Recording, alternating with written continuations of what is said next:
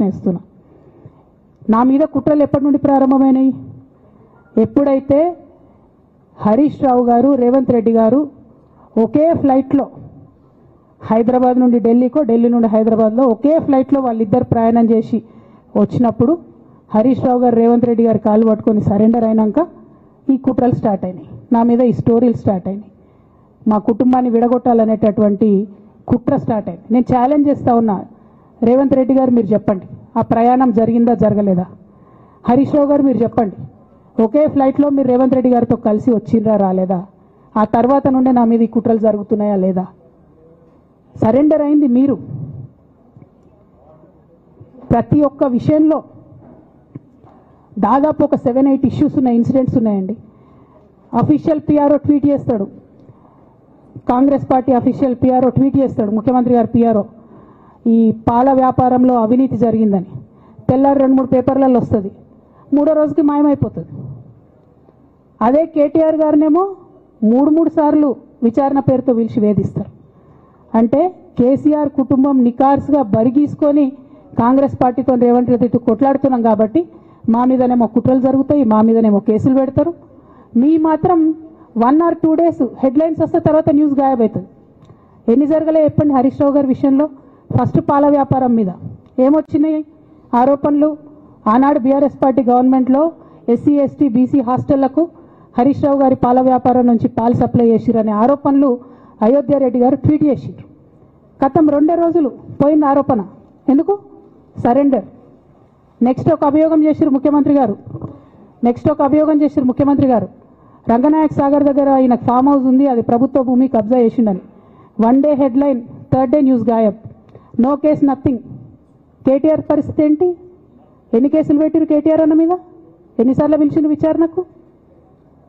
ఇవన్నీ పక్కన పెడదాం. నిన్నటి లేటెస్ట్ ఇష్యూ మాట్లాడదాం.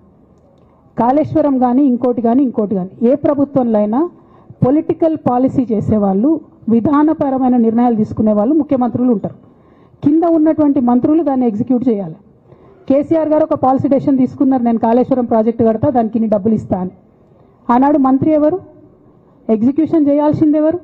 2014 నుంచి 2018 వరకు తుమ్మిడిహెట్టి దగ్గర నుంచి మేడిగడ్డకు స్థలం మార్చినప్పుడు మంత్రి ఎవరు? ప్రాజెక్టులు డిసైడ్ చేసినప్పుడు మంత్రి ఎవరు? అన్ని మీటింగ్లు, టెక్నికల్ ఇష్యూస్ చూసుకోవాల్సింది ఎవరు? ఇవన్నీ రేవంత్ రెడ్డి గారు మాట్లాడారు. నేను మొత్తం అసెంబ్లీ స్పీచ్ చూడరు మీరు, వీళ్ళ మ్యాచ్ ఫిక్సింగ్ అనేది మీకు తెలిసిపోతుంది. ఏం మాట్లాడరు ఆయన. ఎంతసేపు కేసీఆర్ కాళేశ్వరం కట్టిండు, కేసీఆర్ కుటుంబం 1,00,000 కోట్లు తిన్నది. అరే 2007 నుంచి ఇప్పటివరకు కాళేశ్వరం 1,00,000 కోట్లు కూడా ఖర్చు కాలే. 1,00,000 కోట్లు ఖర్చు కాని ప్రాజెక్టులో 40 లక్షల ఎకరాలకు నీళ్ళీయంగా కూడా 1,00,000 కోట్ల అవినీతి అయింది అంటారు రేవంత్ రెడ్డి గారు. దాన్ని మళ్ళీ ఓన్లీ కేసీఆర్ గారి గురించి చెప్తారు, హరీష్ రావు గారి గురించి మాట్లాడరు. ఎందుకంటే ఇంటర్నల్ అండర్స్టాండింగ్ ఉంది వీళ్ళిద్దరికి. నేను రామన్నను ఒకటే రిక్వెస్ట్ చేస్తున్నా, అన్న ఇవాళ మీతో బాగున్నట్టు వాళ్ళు నటించవచ్చు, హరీష్ అన్న కావచ్చు, సంతన్న కావచ్చు, కానీ వాళ్ళు మన మంచి కోరుకునే వాళ్ళు కాదు, వాళ్ళు తెలంగాణ ప్రజల మంచి కోరుకునే వాళ్ళు కాదు, వాళ్ళు కేసీఆర్ గారి మంచి కోరుకునే వాళ్ళు కాదు. వాళ్ళను మీరు దూరం పెట్టి రాజకీయంగా తెలంగాణ రాష్ట్ర సమితిలో ఇప్పుడు బీఆర్ఎస్లో పనిచేస్తున్నటువంటి హార్డ్ కోర్ కార్యకర్తలను దగ్గరికి తీసుకొని ప్రజా ఉద్యమాలు తీసుకొని ప్రజల దగ్గరికి పోతేనే మన పార్టీ బతుకుంటుంది, నాన్న పేరు బాగుంటుంది. ఇవాళ నాన్నకు సిబిఐ అనేటటువంటిది వచ్చిందంటే అది కేవలం హరీష్ రావు గారు, సంతోష్ రావు గారి అవినీతి వల్లనే వచ్చిందని మళ్ళొకసారి నేను గంటాపదంగా చెప్తున్నాను. ఇంకా గమ్మత్ ఏంటంటే ఇదే హరీష్ రావు గారు వాళ్ళ ఫాలోవర్స్ అంతా నిన్నటి నుంచి చెప్తున్నారు, హరీష్ అన్న చాలా కష్టపడ్డాడు, డే 1 నుంచి ఉన్నాడు అని. డే 1 నుంచి లేడండి. చాలామంది రిపోర్టర్లకు తెలుసు, సీనియర్ రిపోర్టర్లకు డే 1 నుంచి లేడు. పెద్దసారు టీడీపీ నుంచి బయటకు వస్తుంటే మామయ్య మనకెందుకు, డిప్యూటీ సీఎం మనం ఎందుకు రాజీనామా చేయాలి, ఈ ఉద్యమం ఏమవుతుందో, ఈ పార్టీ ఏమవుతుందో మనకు రిస్క్ ఎందుకని ఆనాడు ఈనాడు పేపర్లు వచ్చింది. 1,50,00,000 రూపాయలు తీసుకొని వ్యాపారం చేసుకుందామని హరీష్ రావు గారు ఎక్కడికో పోయిందని కూడా వచ్చింది. కటింగ్ కోసం దొరికినప్పుడు ఎప్పుడో ట్వీట్ చేస్తుందని నేను. బీఆర్ఎస్ పార్టీ ఆనాడు టీఆర్ఎస్ పార్టీ పెట్టినాక 9-10 నెలల తర్వాత వచ్చింది హరీష్ రావు గారు. డే 1 నుంచి లేరు. నమ్మకం లేకుండా ఆయన పార్టీ నిలబడుతుందో ఉంటుందో పోతుందో అని. ఓకే అయిపోయింది. రాగానే సారు పెద్ద హృదయం కాబట్టి క్షమించిరు, దగ్గర తీసుకున్నారు, ఎమ్మెల్యే కాకముందే మంత్రి ఇచ్చిర్రు, అన్ని రకాలుగా ఆదరించిరు, అన్నీ చేసిండ్రు. ఎప్పుడైతే పార్టీకి ఒక్క క్షణం చెడ్డ పేరు వచ్చిందో ఎక్కడ పోయిండండి ఈయన? చక్కగా పోయి వైఎస్ రాజశేఖర రెడ్డిని కలవలే? మీ అందరికి గుర్తులేదు ఆ ఫోటో? సీనియర్ నాయకులందరికీ బాగా మాట్లాడతారు, అన్ని దగ్గర ఉన్నా, నేనే ఉన్నా, నేను ఎక్కడ లేను. నిన్న పాపం చాలా మంది ఈ కొత్త కొత్త సోషల్ మీడియా పిల్లలు ఉన్నట్టు వాళ్ళకి హిస్టరీ తెలియదు అనుకుంటా, అందుకే చెప్తున్నా ఇవాళ. అదేవిధంగా నేను పెద్ద ట్రబుల్ షూటర్ అంటారు. ట్రబుల్ షూటర్ కాదు, ఈజ్ అ బబుల్ షూటర్. ఆయన ఏంటంటే ట్రబుల్ ఆయనే క్రియేట్ చేస్తాడు, చేసి నేనే సాల్వ్ చేసినట్టు నటిస్తాడు. నేను లేటెస్ట్ ఎగ్జాంపుల్ చెప్తా పట్టురు. నేను మొన్న దాసోజు శ్రవణ్ అన్న ఎలక్షన్ ఎమ్మెల్సీ ఎన్నికలలో బీఆర్ఎస్ పార్టీ డిసైడెడ్ ఒకటే క్యాండిడేట్ని పెడదామని. కానీ హరీష్ రావు గారు ఇంటర్నల్గా బీజేపీ వాళ్ళతో మాట్లాడుకొని ఏం చెప్తారంటే, మీ దగ్గర నుంచి ఒక క్యాండిడేట్ని ఇవ్వండి, నేను మామయ్యని కన్విన్స్ చేసి రెండో క్యాండిడేట్కి పెట్టిస్తా అంటే he wants to create a trouble.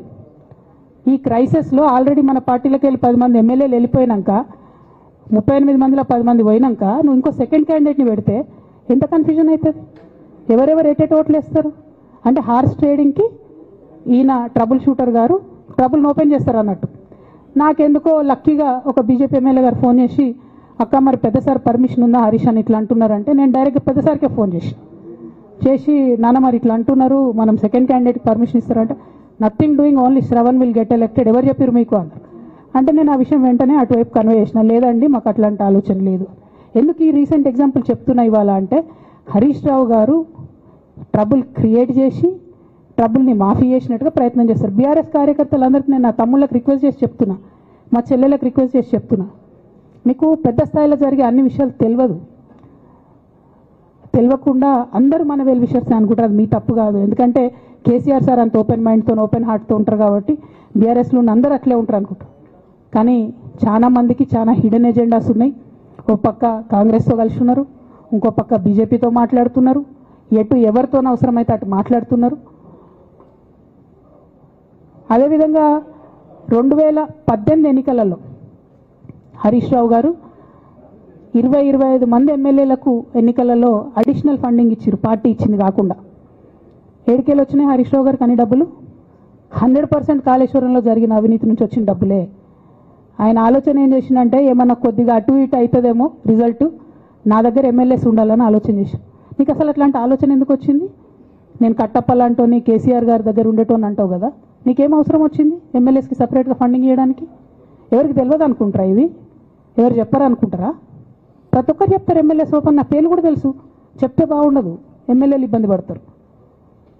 నేను అనేది ఏంటంటే, 2009లో రామన్న సిరిసిల్ల ఎలక్షన్లో మా బంధువుకు సంబంధించిన వ్యక్తులతోని 60 లక్షల రూపాయలు పంపిన హరీష్ రావు గారు రామన్నను ఓడగొట్టడానికి. నిన్నగాక మొన్న ఒక వీడియో మీరు కూడా చూసిరు, ఒంటేరు ప్రతాప్ రెడ్డి గారిది, మీ మామయ్యను ఓడగొట్టమని ఎంతంటే అంత డబ్బులు ఇస్తా అని చెప్పిర్రని. ఓ పక్క కేసీఆర్ గారిని ఓడగొట్టాలి, ఓ పక్క కేటీఆర్ గారిని ఓడగొట్టాలి, నిజామాబాద్లో నా ఎంపీ సెగ్మెంట్లో అందరు ఎమ్మెల్యేలను మేనేజ్ చేయాలి, అందరిని మన కేసీఆర్ కుటుంబాన్ని ఓడగొట్టాలి, విచ్ఛిన్నం చేయాలి. కానీ కేసీఆర్ గారి పేరుతో వచ్చేటటువంటి బెనిఫిట్స్ మాత్రం అన్నీ కావాలి.